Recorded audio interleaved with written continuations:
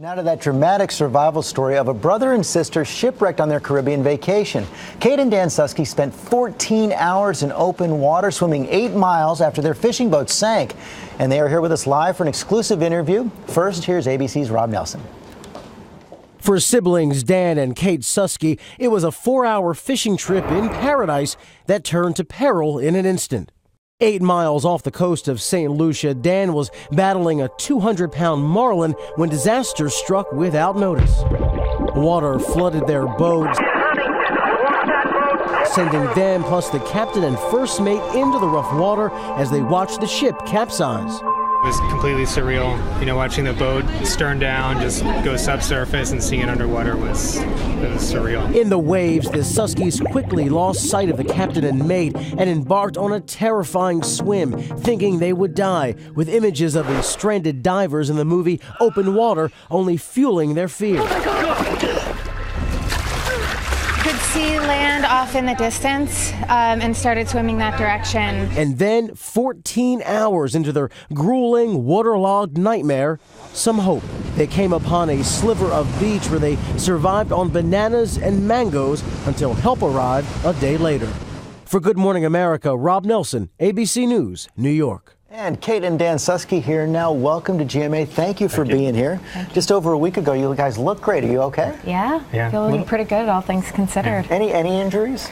Yes. The lasting ones are just some joint pain, especially the ankles and shoulder. Oh, that's a lot of time in the water, a lot of time keeping yourself up. So take us back to the moment, Dan, when this all began. What happened? I was there fighting the marlin. Which it was a big marlin. Big marlin, yeah. The captain says about 400 pounds.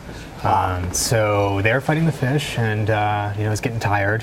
About 45 minutes in, and heard a loud noise, and looked back into the cabin, and the captain, looked back at us, and went in, and I guess he went in and saw that there was some water in the forward cabin.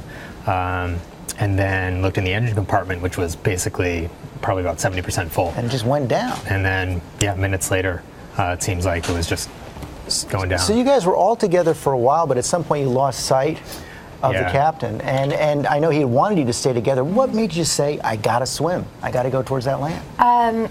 I actually felt very anxious just sitting and waiting, and I was starting to get very cold. So when I was moving, I felt a lot better, and we thought we could see land, and it was the thought of just waiting. We waited for an hour because he had called in the coordinates. Because he wanted you to wait. Yes. And eventually we all decided together to start swimming. And then we saw a plane fly over, and then a helicopter, so we figured they were looking for us, and they were between us and land, so we started swimming faster to try and reach them. But they disappeared and flew, I think, back to land. And by that time, we had lost the captain. Oh, man. You had seen this movie, Open Water. Yes, I had. What was your biggest fear when you were actually right in the middle of it all? Actually, the biggest was not seeing land, worrying that we were going the wrong direction.